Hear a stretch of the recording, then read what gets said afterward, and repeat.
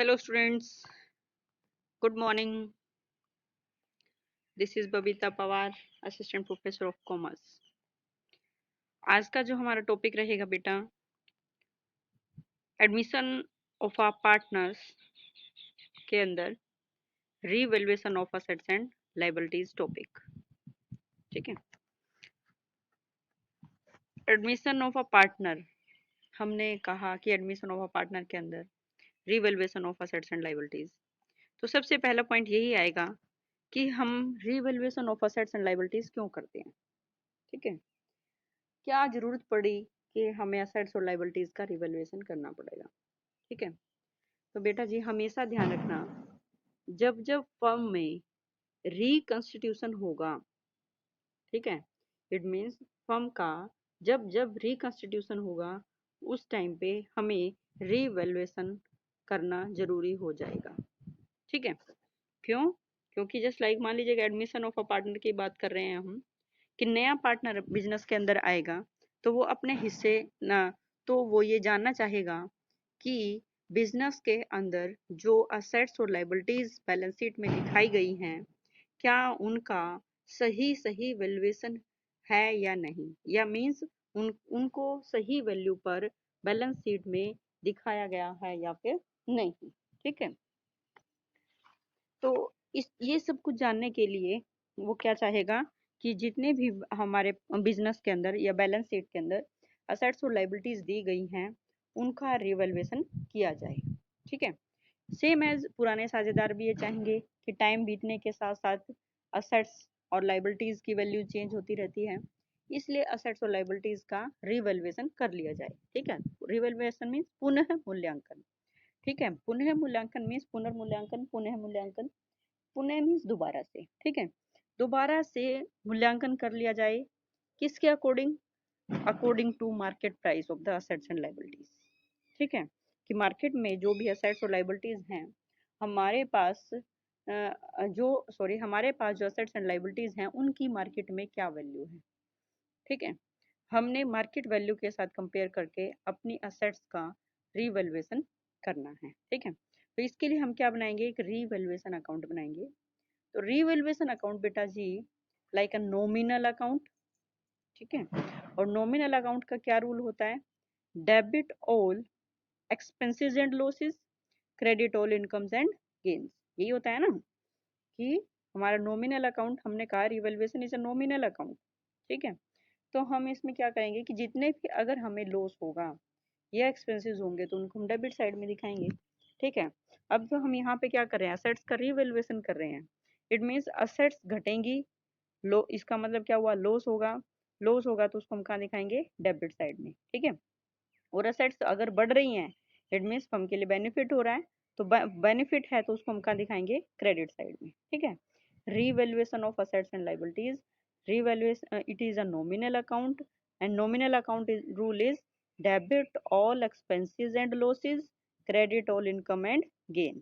ठीक है, तो जितना भी बेनिफिट होगा क्रेडिट साइड में, अगर लॉस होगा तो डेबिट साइड में। ठीक है, हमने कहा कि असेट्स की वैल्यू बढ़ रही है, असेट्स की वैल्यू बढ़ेगी तो इसका मतलब फायदा होगा, दैट मीन क्रेडिट साइड में। ठीक है, और अगर असेट्स की वैल्यू घट रही होगी तो उसको हम कहाँ दिखाएंगे? डेबिट साइड में। ठीक है, और सेम एज लाइबिलिटीज का बिल्कुल अपोजिट। अब लाइबिलिटीज क्या है? अगर बढ़ेंगी तो हमें क्या होगा? नुकसान होगा। लाइबिलिटीज मान लीजिएगा कि डिबेंचर्स हैं, उन पर जो इंटरेस्ट है वो बढ़ रहा है, इंटरेस्ट पेमेंट करना पड़ा। ठीक है, या फिर क्रेडिटर्स हैं, उन्होंने विद इंटरेस्ट डिमांड कर ली। ठीक है, तो इसका मतलब क्या होगा? तो ये क्या होगा? हमारे लिए लॉस हो जाएगा। तो लॉस होगा तो हम उसको कहाँ दिखाएंगे? डेबिट साइड में। फिर में क्रेडिटर्स बढ़ेंगे तो डेबिट साइड में, अगर क्रेडिटर्स घटेंगे तो कहाँ जाएंगे? क्रेडिट साइड में। ठीक है, डेबिट बढ़ेंगे ना क्रेडिटर बढ़ेंगे तो क्या होगा? इट मीन्स लाइबिलिटीज बढ़ेंगी, तो इसका मतलब क्या है कि हमारे लिए लॉस हो जाएगा। लॉस होगा तो हम डेबिट साइड में, अगर लाइबिलिटीज घट रही होंगी तो हमें बेनिफिट होगा, बेनिफिट होगा तो क्रेडिट साइड। ठीक है, और सेम है, ऐसा हो जाता है कि कई बार कोई असेट्स है जिसका जो बैलेंस शीट में दिखाने से छूट जाती है। ठीक है, इट मीन्स पुराने कोई हमारी असेट्स थी और जिसका हमें पता नहीं था कि हमारी असेट्स हैं, बट हमने जिस टाइम असेट्स का रिवैल्यूएशन किया तो पता चला कि ये हमारी असेट्स है जिसको हमने बैलेंस शीट में शो ही नहीं कर रखा। ठीक है, तो हम क्या करेंगे, उसको बैलेंस शीट में दिखा देंगे। बैलेंस शीट में दिखानी है तो इसका मतलब हमें क्या होगा, हमारी असेट्स बढ़ गई, और असेट्स बढ़ गई तो इट मीन्स कहाँ दिखाएंगे, क्रेडिट साइड में। ठीक है, और कोई लाइबिलिटीज ऐसी है जिसका हमें पता नहीं था कि हमें ये पेमेंट करनी है, इट मीन्स या हमने उसको बैलेंस शीट में नहीं दिखा रखा, ठीक है, बट अब हमें उसको पेमेंट करना पड़ेगा, तो ये हमारे लिए क्या हो गया, लॉस हो गया। ठीक है, तो लॉस हो गया तो हम इसको कहाँ दिखाएंगे, डेबिट साइड में दिखाएंगे। ठीक है बेटा, देखिएगा हमारे पास, देखिए हमारे पास परफॉर्मा है, परफॉर्मा और रिवैल्यूएशन अकाउंट। तो क्या कहता है रिवैल्यूएशन अकाउंट, देखिए डेबिट साइड में to decrease in the value of assets, it means assets की वैल्यू डिक्रीज हुई, लॉस हुआ तो हम डेबिट साइड में दिखाया। Increase in the value of assets, benefit हुआ तो क्रेडिट साइड में। फिर same increase in the value of liabilities, liabilities की वैल्यू बढ़ रही है, लॉस हो रहा है तो उसको हम डेबिट साइड में दिखाएंगे। Decrease in the value of liabilities, liabilities की वैल्यू घट रही है तो बेनिफिट है तो उसको हम क्रेडिट साइड में। अनरिकॉर्डेड लाइबिलिटीज, ऐसी लाइबिलिटीज जिसको अभी तक कहीं पे शो नहीं किया गया था बट हमें उसका पेमेंट करना पड़ेगा, तो कहाँ जाएगा, डेबिट साइड में, टू अनरिकॉर्डेड लाइबिलिटीज। और दूसरा अनरिकॉर्डेड असेट्स अगर होंगी जिसका हमें बेनिफिट हो गया और हमने बैलेंस शीट में नहीं दिखा रखी थी तो हम क्रेडिट साइड में। ठीक है, फिर बेटा हम जो भी साइड ज़्यादा होगी, मान लीजिए क्रेडिट साइड ज़्यादा है डेबिट कम है, तो क्या आ जाएगा हमारे पास, प्रॉफिट। ठीक है ना, क्योंकि इनकम्स ज़्यादा हैं लॉसेस कम है तो क्या हो जाएगा, बेनिफिट हो जाएगा, इट मीन्स प्रॉफिट हो जाएगा, तो उसको लिखेंगे to profit on revaluation transfer to old partners capital account. ठीक है, यहाँ बेटा जी अगर हमारे कैपिटल अकाउंट फ्लक्चुएटिंग हैं फिर तो हम इसको पार्टनर्स कैपिटल अकाउंट लिखेंगे।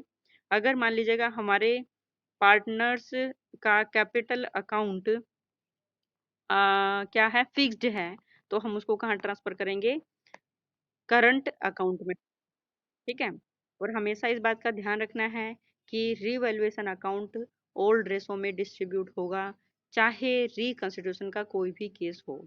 रिकंस्टिट्यूशन कोई भी केस का मतलब क्या है कि चाहे रेशो में चेंज हो, चाहे एडमिशन ऑफ पार्टनर हो, रिटायरमेंट ऑफ डेथ हो, रिटायरमेंट और डेथ हो। ठीक है, तो कोई भी केसेस है तो उसमें हमारा रिवैल्यूएशन अकाउंट हमेशा और हमेशा सेम फॉर्मेट रहेगा, सेम रूल रहेगा और ओल्ड रेशो में ही डिस्ट्रीब्यूट होगा। ओके, देखिए क्वेश्चन करते हैं। फिर उसके बाद वही सारी चीजें आएंगी कि हम हमारा पार्टनर गुडविल को कैसे लेकर के आता है, नगद में लाता है या फिर कैसे नगद में नहीं लाता है। ठीक है, देखिए क्वेश्चन कहता है the following was the balance sheet of Anurag and Bhavana who were sharing profits in the ratio of 2:3 and 1:3 as at 31 March 2012। ठीक है, अनुराग और भावना है, 2 और 1 का रेशो है उनका। ठीक है, बैलेंस शीट दे रखी है। और अब यहाँ पे देखेंगे बेटा जी, सबसे पहला पॉइंट हमने क्या करना है। ठीक है, हम सबसे पहले क्वेश्चन को बड़े ध्यान से समझेंगे और जिसके बारे में भी एडजस्टमेंट दे रखी होगी उस पर हम क्या लगा लेंगे, डॉट लगा लेंगे। ठीक है, जैसे मैंने आप लोगों को समझाया भी था फर्स्ट सेमेस्टर में कि जिसके बारे में भी एडजस्टमेंट है उस पर हम क्या लगा लेंगे, डॉट, ताकि हमें ये पता चल जाए कि जब हम दोबारा से बैलेंस शीट बनाएंगे तो हमें पता चल जाएगा कि इसके ऊपर कोई ना कोई क्या थी, एडजस्टमेंट एंट्री थी।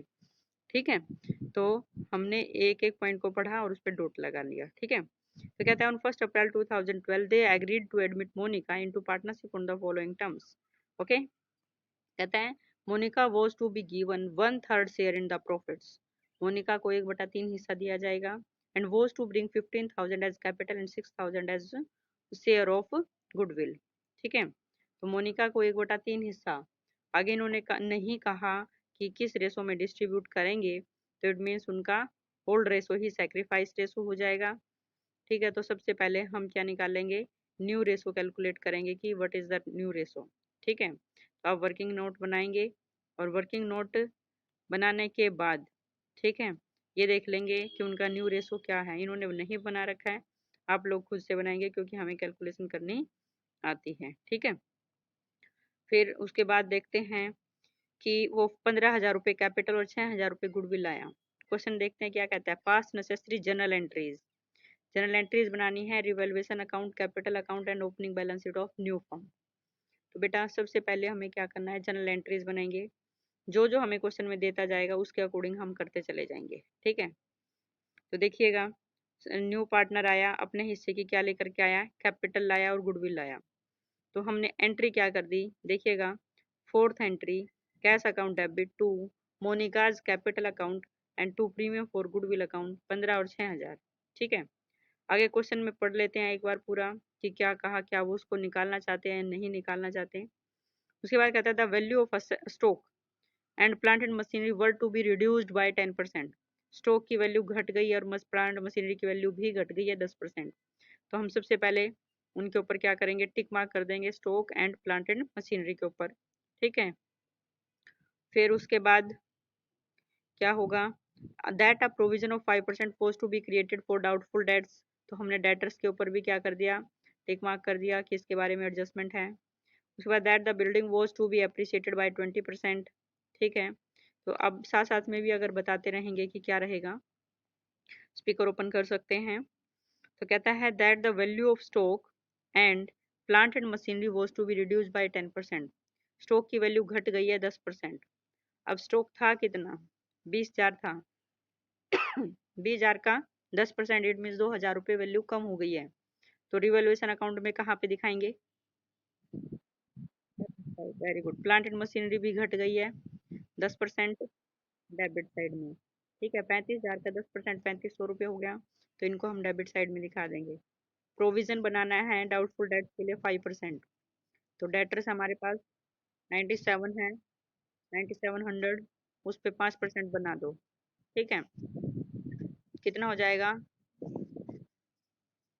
5% बनाओ। ठीक है, ये हो जाएगा 485। ठीक है, तो इसको हम कहाँ दिखाएंगे, डेबिट साइड में। ठीक है, रिवैल्यूएशन के डेबिट साइड में। और बिल्डिंग की वैल्यू क्या हो गई है, एप्रिसिएटेड हो गई है। एप्रिसिएटेड मीन्स बढ़ गई, तो कहाँ दिखाएंगे, क्रेडिट। ठीक है, तो 50,000 का 20% कितना हो गया, 10,000। ओके, आफ्टर दैट क्या कहता है, investment worth ₹1,400 not mentioned in the balance sheet were to be taken into account. क्या कहता है, इन्वेस्टमेंट है 1,400 की जो कि बैलेंस शीट में मेंशन नहीं है। ठीक है, तो इन्वेस्टमेंट क्या होगी, हमारे लिए असेट्स होगी। तो उन्होंने लिख भी दिया कि अब हमने उसको अकाउंट्स में लिखना है। तो इसका मतलब क्या हुआ कि अनरिकॉर्डेड असेट्स, है ना। तो असेट्स की वैल्यू बढ़ गई, तो क्या रहेगा, कहाँ जाएगी ये, क्रेडिट साइड में। ठीक है, तो वो हमारा कहाँ जाएगी, इन्वेस्टमेंट क्रेडिट साइड में आ जाएगी। कहते हैं the amount of goodwill was to be withdrawn by the old partners. अब ओल्ड पार्टनर्स ने गुडविल को क्या कर लिया, विड्रॉ कर लिया। तो जो हमने गुडविल की एंट्री की थी कि नया पार्टनर अपने हिस्से की गुडविल लाया और कैपिटल लाया है। थर्ड एंट्री थी जो हमारी, cash account debit Monika's capital account premium for goodwill account. ठीक है, तो अब ये प्रीमियम की था पहले, तो हम उसको डिस्ट्रीब्यूट करेंगे किस रेशो में, सैक्रिफाइस रेशो में। ठीक है ना, तो premium for goodwill account debit to Anurag capital to Bhavna capital, किस रेशो में, सैक्रिफाइस में। क्योंकि सिर्फ इन्होंने न्यू पार्टनर का दे दिया शेयर और ये नहीं बताया किस रेशो में डिस्ट्रीब्यूट करना है, तो ओल्ड रेशो ही सैक्रिफाइस रेशो होगा। ठीक है, तो 6,000 का जो ओल्ड रेशो था 2 और 1 था, वही सैक्रिफाइस हुआ, तो 4 और 1 में 2 और 1 में बांट दिया। फिर उन्होंने क्वेश्चन में कहा है कि वो उसको विड्रॉ करना चाहते हैं। तो नेक्स्ट एंट्री अभी उन्होंने कहा है कि पूरा, ये नहीं कहा कितना परसेंट, तो इट मीन्स पूरा ही होगा। तो हम क्या रखेंगे, तो जो क्रेडिट में एंट्री हुई है ये अनुराग कैपिटल और भावना कैपिटल, इनको अब क्या कर देंगे, डेबिट कर देंगे, क्योंकि उन्होंने कैपिटल अब विड्रॉ कर ली। ठीक है ना, विड्रॉ कर ली तो इट मीन्स उसको कहाँ जाएगा, डेबिट हो जाएगी। तो अनुराग कैपिटल भावना कैपिटल डेबिट हो जाएंगे और टू कैश अकाउंट। समझ आई बात। देखो, अब हमने बार बार कैश वर्ड क्यों यूज किया, क्योंकि बैलेंस शीट में देखो हमें कैश दे रखा है, दे रखा है ना। अगर यहाँ होता बैंक तो हम सारे ट्रांजेक्शन किसके थ्रू करते, बैंक के थ्रू। अब यहाँ पे दे रखा है इन्होंने कैश, तो हम एंट्री किससे करेंगे, कैश से करेंगे। ओके, फिर उसके बाद बेटा जी हमने रिवैल्यूएशन में जो जो एंट्रीज की हैं, हमने रिवैल्यूएशन अकाउंट बनाया। तो रिवैल्यूएशन अकाउंट के डेबिट साइड में क्या क्या आया है, stock plant machinery provision for doubtful debts. तो इनकी एक इकट्ठी एंट्री कर दो। तो क्या रहेगा, revaluation account debit, debit side में जो जो आइटम्स हैं, तो रीवैल्यूएशन अकाउंट डेबिट टू क्या हो जाएगा, stock plant and provision for doubtful dates. समझ आई बात? देखो पहली जो एंट्री कर रखी है इन्होंने, revaluation account debit to stock to plant machinery and to provision for doubtful debts. Okay, same as फिर क्रेडिट साइड में जाएंगे। रीवैल्यूएशन के क्रेडिट साइड में क्या है, बिल्डिंग और इन्वेस्टमेंट। तो हम रीवैल्यूएशन को क्या कर देंगे, क्रेडिट, और बिल्डिंग और इन्वेस्टमेंट को क्या कर देंगे, डेबिट। क्यों? क्योंकि असेट्स की वैल्यू बढ़ रही है और असेट्स का बैलेंस वैसे भी क्या होता है, डेबिट बैलेंस होता है। ठीक है, तो क्या करेंगे हम इसको, और तो building account debit, investment account debit to revaluation account. ठीक है, देखेंगे सेकेंड एंट्री हो गई। फिर हम हमने देखा कि प्रॉफिट हुआ या लॉस, तो रिवैल्यूएशन का प्रॉफिट हमारा 11,400 ना, 11,000 क्रेडिट साइड का टोटल 11,400, उसमें से डेबिट आइटम्स घटा देंगे तो प्रॉफिट आ गया हमारा 5,415 रुपीज़। ठीक है, फिर अब ये क्या होगा, इनको हम क्या कर देंगे, प्रॉफिट्स में डिस्ट्रीब्यूट कर देंगे, सॉरी प्रॉफिट आया इसको डिस्ट्रीब्यूट कर देंगे ओल्ड रेशो के अंदर 2:1 के रेशो में। ट्रांसफर कहाँ करेंगे, पार्टनर्स के कैपिटल अकाउंट में। ठीक है, क्लियर हुआ? अब हम अकाउंट बनाएंगे, कैपिटल अकाउंट में ओपनिंग बैलेंसेस लिखेंगे पहले तो दोनों पार्टनर्स का, अनुराग एंड भावना का, बाय बैलेंस बीडी 30,000 और 20,000। फिर हम बेटा रीवैल्यूएशन का वो लिखेंगे, प्रॉफिट हुआ या लॉस। प्रॉफिट होगा तो पार्टनर्स के कैपिटल अकाउंट में कहाँ चला जाएगा, यहाँ रीवैल्यूएशन में डेबिट में था, तो अब कैपिटल में कहाँ चला जाएगा, क्रेडिट साइड में। ठीक है ना, क्योंकि पार्टनर्स को क्या हो रहा है, बेनिफिट हो रहा है। ठीक है, तो हम इसको कहाँ डाल देंगे, क्रेडिट साइड में। कैपिटल अकाउंट का बैलेंस क्रेडिट होता है, बढ़ेगी तो क्रेडिट में, घटेंगे तो डेबिट में। ठीक है, फिर उसके बाद नया पार्टनर अपने हिस्से की क्या लाया है, कैश लाया है, तो बाय कैश अकाउंट 15,000। गुडविल लाया है तो गुडविल को डिस्ट्रीब्यूट करके लिखेंगे यहाँ पर, by premium for goodwill account Anurag और भावना के अकाउंट में। फिर उन्होंने अपने हिस्से की कैपिटल को, गुडविल को निकाल लिया है, तो इसलिए डेबिट साइड में लिख देंगे टू कैश अकाउंट 4,000 एंड 2,000। ठीक है, फिर बेटा जी बैलेंसेस निकाल देंगे। ओके, अब बात आती है कि न्यू बैलेंस शीट बनानी है अब हमने, तो न्यू बैलेंस शीट कैसे बनेगी, हम पुरानी बैलेंस शीट को साथ में रखेंगे, उसमें से देखते हुए क्योंकि हमने डॉट्स लगाए हुए हैं उसके अकॉर्डिंग क्या करते चले जाएंगे, डॉट्स के जो जिस पे डॉट है इसका मतलब उसमें एडजस्टमेंट एंट्री और साथ में पढ़ते जाएंगे और करते चले जाएंगे। सबसे पहला पॉइंट था कैश। अब हमारे पास पुरानी बैलेंस शीट में कैश कितना दे रखा था, कैश था 1,200 रुपये। ठीक है, नया पार्टनर आया, अपने हिस्से की कैपिटल आया 15,000 और 6,000, कैश आया 15 और 6 21,000, और 1,200 रुपये उसके पास पहले थे, तो टोटल कितने हो गए, 21,000। तो नया पार्टनर लाया प्लस 1,200 रुपये, कितने हो गए बताओ, 22,200। ठीक है, अब उन्होंने कहा कि ओल्ड पार्टनर्स ने कि उसके वो अपने हिस्से गुडविल को विड्रॉ कर लिया, तो गुडविल 6,000 थी वो विड्रॉ कर ली, तो सेम 22,600 में से 6,000 घटा दो, कितने रह गए, 16,600। ठीक है, तो कैश देखेंगे कितना है, न्यू बैलेंस शीट में चेक करो, कैश 16,200 रुपये। क्लियर हो गया? संडे डेटर्स थे 9700 रुपये, प्रोविजन बना दिया था 485 रुपये का, माइनस करके दिखा देंगे। स्टॉक है, स्टॉक की वैल्यू घट गई थी 10%, पुरानी बैलेंस शीट में 20,000 रुपये दिखा रखे हैं, तो 20,000 में से 2,000 घटा देंगे 18,000। इन्वेस्टमेंट बैलेंस शीट में नहीं दिखा रखी थी, तो अब दिखा देंगे, कितनी थी, 1,400 रुपये। ठीक है, बिल्डिंग की वैल्यू बढ़ गई थी 10,000, तो पहले कितनी बैलेंस गुडविल बिल्डिंग थी 50,000 और 10,000 बढ़ गई 60 हो गई। प्लांट एंड मशीनरी घट गई 35,000 थी, 3500 घटा दो 31,500 रह गई।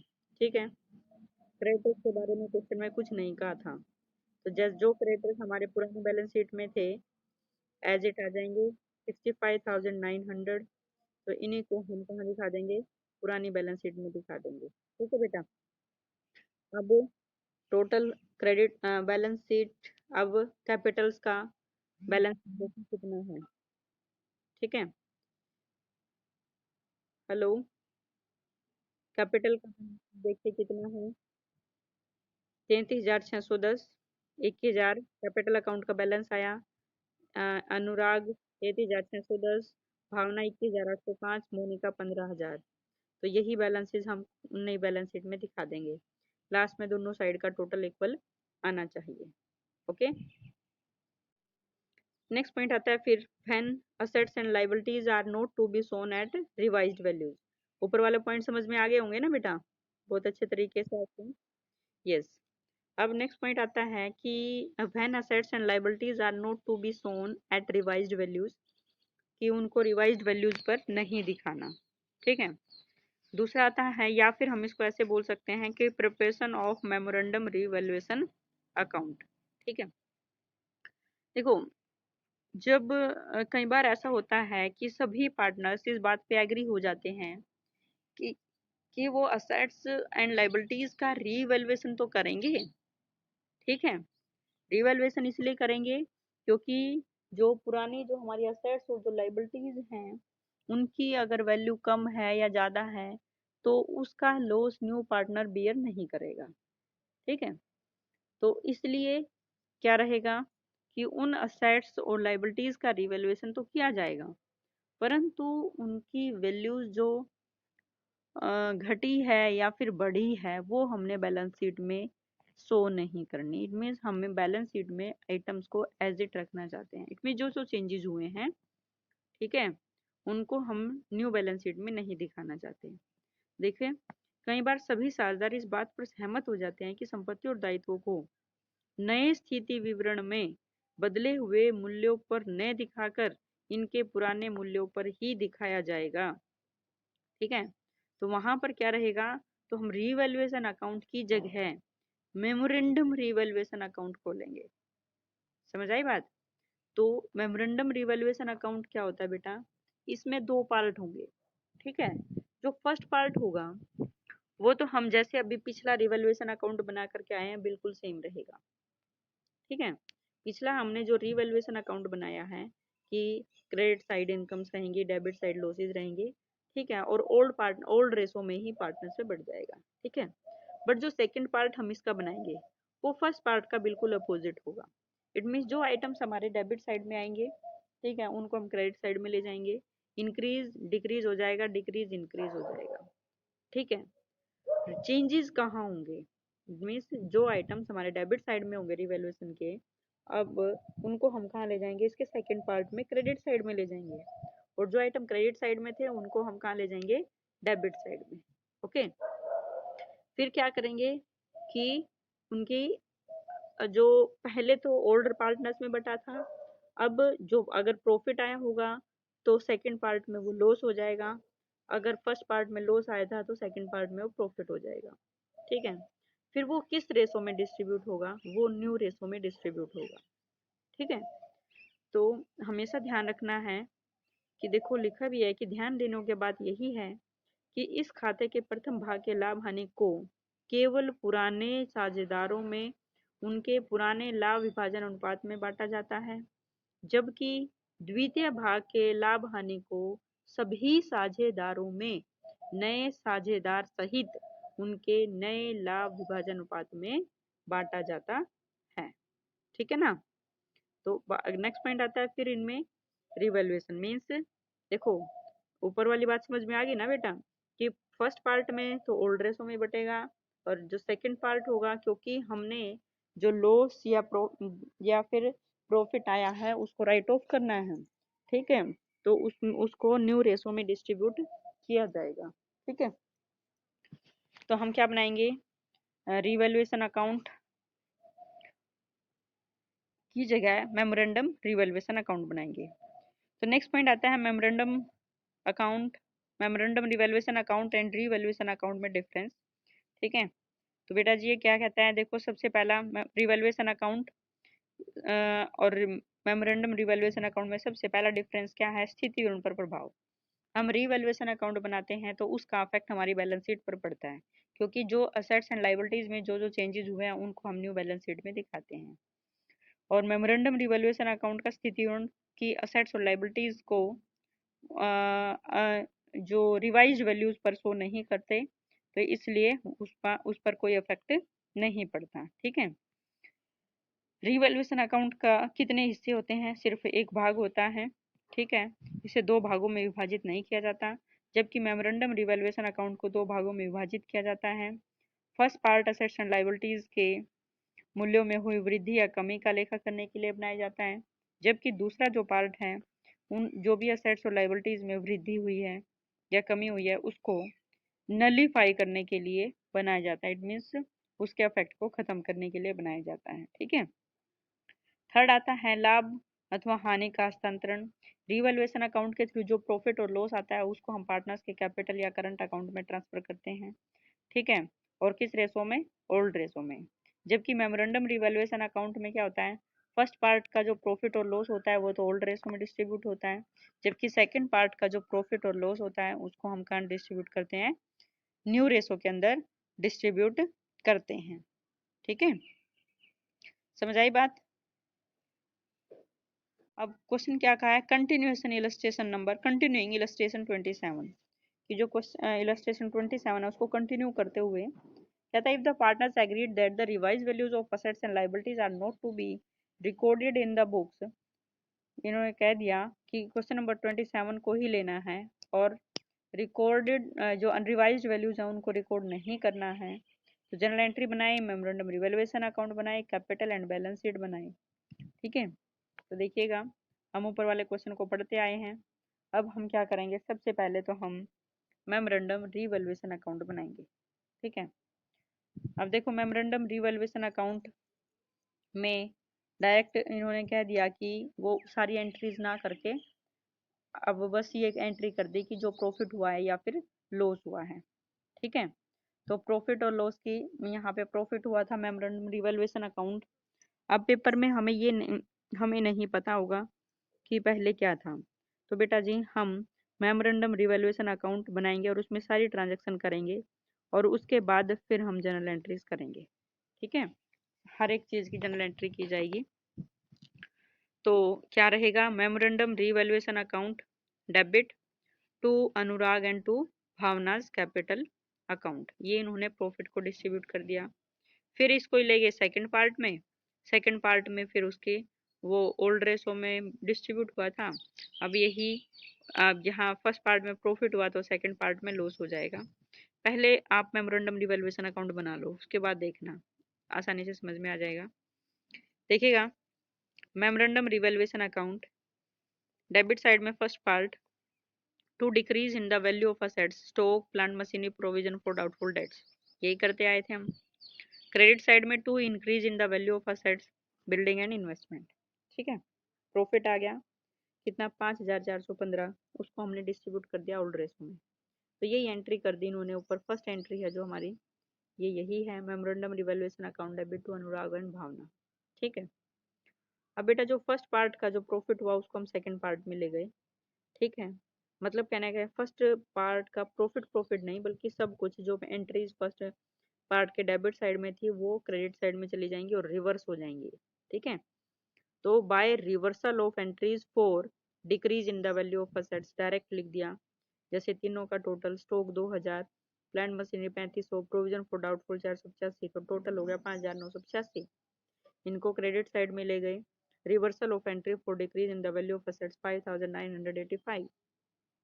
फिर क्रेडिट साइड के आइटम्स हैं, कितना हो गया 11400, उनको to reverse of entries for increase in the value of assets. ठीक है ना बेटा जी? जो इंक्रीज हुई थी इनकी वैल्यूज को रिवर्स कर दिया, जो डिक्रीज हुई थी उनकी वैल्यूज को भी रिवर्स कर दिया। अब 11400 में से अब सेकंड पार्ट का टोटल अलग से करेंगे। ठीक है। तो जो प्रॉफिट हुआ था वो अब लॉस में कन्वर्ट हो गया और न्यू रेशो में डिस्ट्रीब्यूट हो जाएगा। ठीक है। इसका इफेक्ट बेटा जी आप लोग कैपिटल अकाउंट पर भी दिखाएंगे। ठीक है। देखो कैपिटल अकाउंट के एक बार क्रेडिट साइड में दिखा दिया by memorandum revaluation account profit सिर्फ अनुराग और भावना में। एक बार डेबिट साइड में दिखा देंगे टू मेमोरेंडम रिवैल्यूएशन अकाउंट, अब यहाँ पे अनुराग भावना एंड मोनिका तीनों के अकाउंट में। समझ आया ये पॉइंट?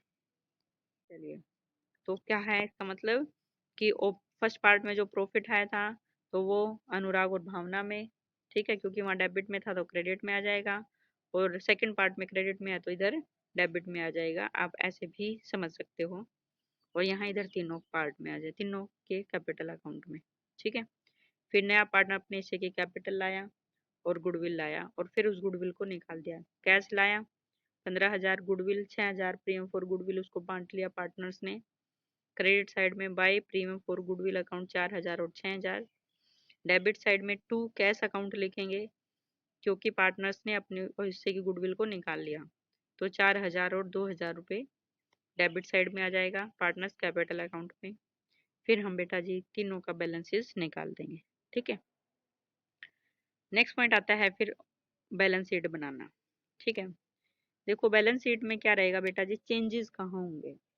बाकी तो हमारी सारी assets and liabilities as it रहेंगी, क्योंकि क्वेश्चन में लिख दिया था कि revise values are not to be shown in the balance sheet, ठीक है। देखो sundry assets 97, stock, plant machinery, building, पूरी वही वैल्यूज हैं, कोई चेंजेस नहीं है जो कि पुरानी बैलेंस शीट में थी।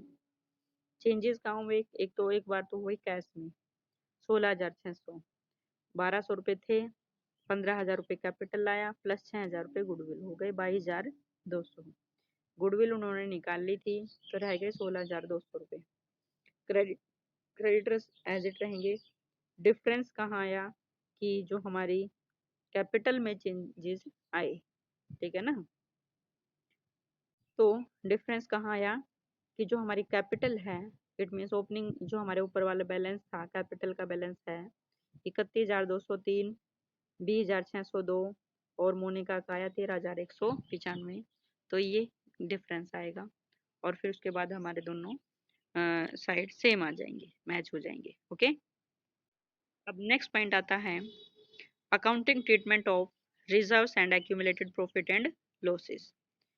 तो ये क्या है बेटा जी, मैंने आप लोगों को कल की क्लास में करवाया था, ये पॉइंट मैं पहले ही करा चुकी हूँ कि बैलेंस शीट के आइटम्स जो कि डिस्ट्रीब्यूटेबल आइटम्स होते हैं और बैलेंस शीट में दे रखे होते हैं, तो जब जब फर्म का रिकंस्टिट्यूशन होगा तो ये हमें डिस्ट्रीब्यूट करने पड़ेंगे, ठीक है।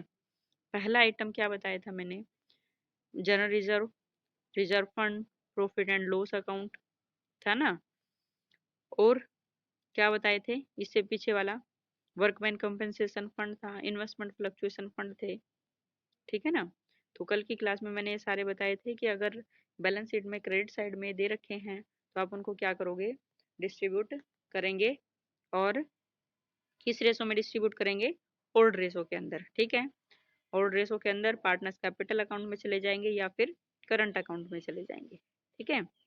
फिर सेम एज अगर डेबिट साइड में लॉस दे रखा है तो उसको भी हम डिस्ट्रीब्यूट करेंगे, तो डेबिट आइटम है तो उसको राइट ऑफ करेंगे तो क्रेडिट हो जाएगा to profit and loss debit balance, और ओल्ड पार्टनर्स कैपिटल अकाउंट या फिर करंट अकाउंट में चला जाएगा, ठीक है। फिर उसके बाद आता है फॉर डिस्ट्रीब्यूटिंग सरप्लस और ऑफ स्पेसिफिक फंड्स। अब स्पेसिफिक फंड कौन से हैं, वही workman compensation fund, investment fluctuation fund, old partners old ratio में डिस्ट्रीब्यूट, ओके।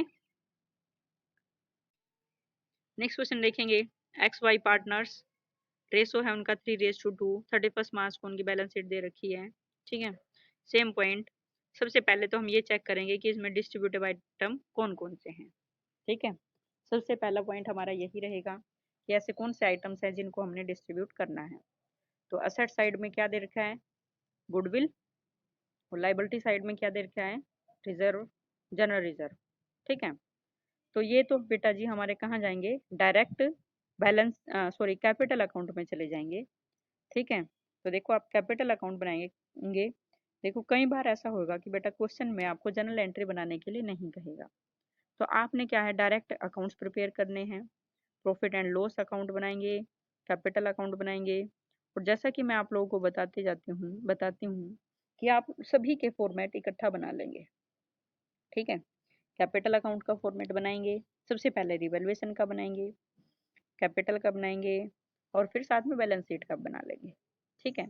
स्पेस इतना देख लेंगे कि हमारे सारे एंट्रीज आ जाएं, तो अब फिर हम एक एक आइटम को उठाते चले जाएंगे, उसकी जहाँ जहाँ एडजस्टमेंट एंट्री होनी होती है वहीं पर हम एंट्री करते चले जाएंगे, और हमारा क्वेश्चन जल्दी ही रेडी हो जाएगा। अगर हम एक एक अकाउंट बनाएंगे तो उसमें हमारा क्या हो जाएगा, बहुत ज़्यादा टाइम लग जाएगा।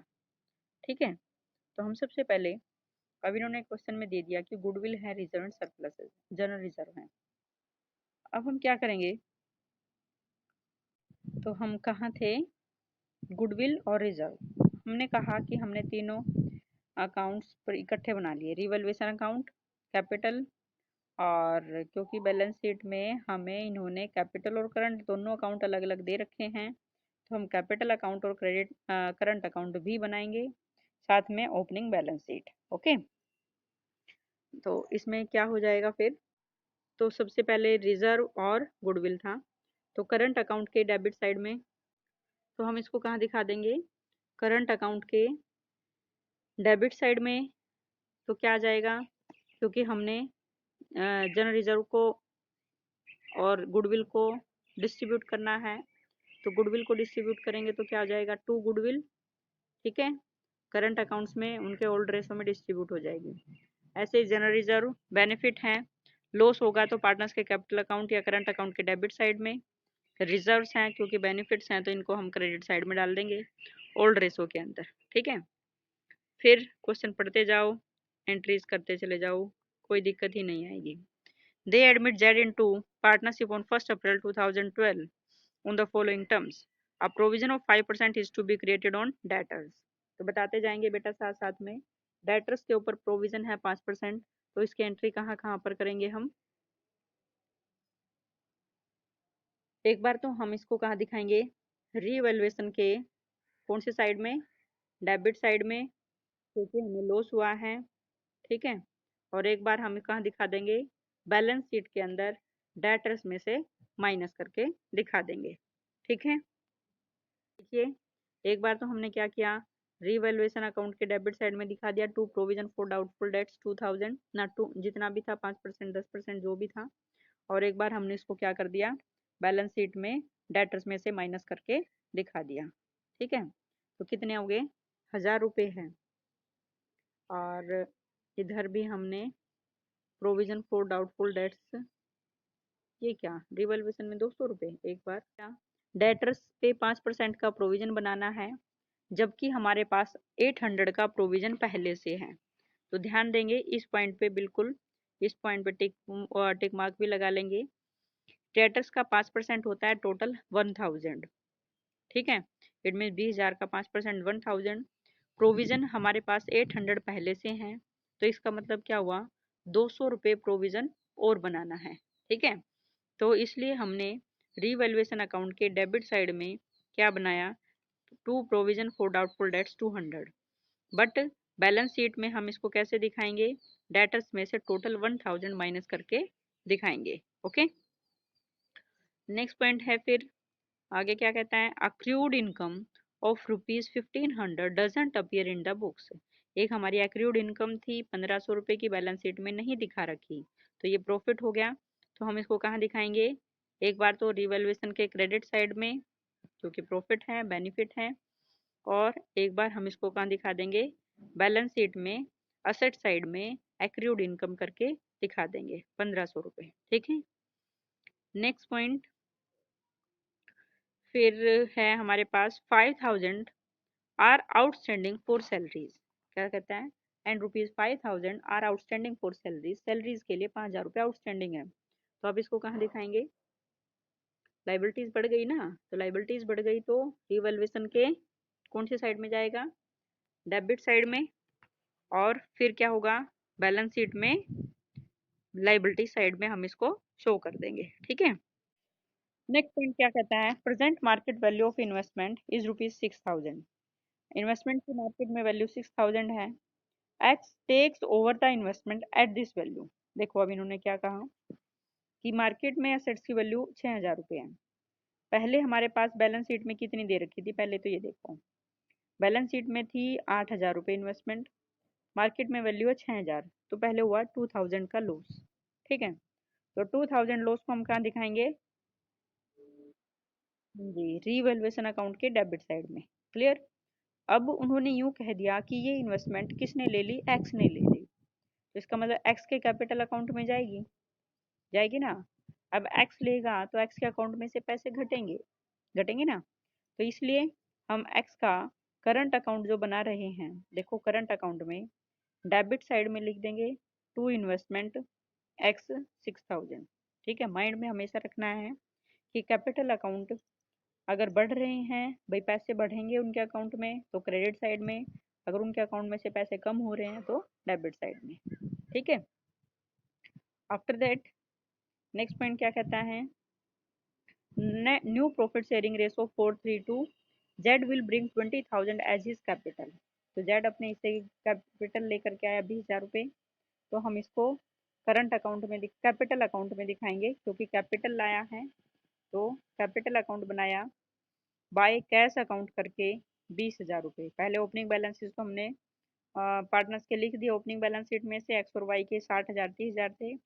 नया पार्ट अपने से गुड कैपिटल लेकर के आया 20,000 रुपये, तो बाय कैश अकाउंट जेड के हिस्से में 20,000 रुपये। ठीक है, आफ्टर दैट नेक्स्ट है Z is to pay in cash an amount equal to his share in firm's goodwill valued at twice the average profit of the last 3 years which were rupees 30,000 26,000 25,000 respectively.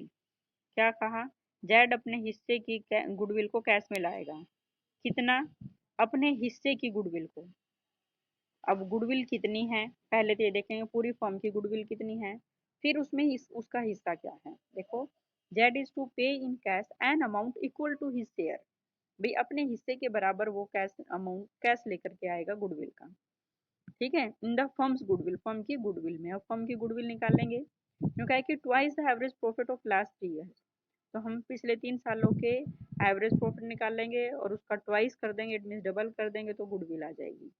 तो goodwill कितनी आई है ये हमें working note बनाएंगे। देखो working note 30,000 26 25/3 कर दिया, average आ गया 27 और उसका 2 गुना कर दिया, 54,000 रुपये गुडविल आ गई। अब उस गुडविल में जेड का हिस्सा कितना है, 4:3 का उनका रेशो है, तो 2/9 हो जाएगा, 12,000 रुपये। ठीक है, अब उन्होंने कहा कि वो नगद में लाया है, तो नगद में लाने की एंट्री हो जाएगी, फिर उसको डिस्ट्रीब्यूट करने की एंट्री हो जाएगी। ठीक है, तो नगद में लाएगा तो हम क्या लिखेंगे, बाय प्रीमियम फॉर गुडविल। ठीक है, कौन, सेक्रीफाइस रेशो में एक्स और वाई ले लेंगे, तो X capital account 84, Y capital account 3600। ठीक है, इट मीन्स करंट अकाउंट में। फिर आ गया ना, बाय प्रीमियम फॉर गुडविल 8400 और 3600 रुपये, एक्स और वाई उनके सेक्रीफाइस रेशो में डिस्ट्रीब्यूट कर लेंगे। ठीक है, half the amount of goodwill is withdraw bye the old partners, आधी गुडविल पार्टनर्स ने निकाल ली, तो नो प्रॉब्लम।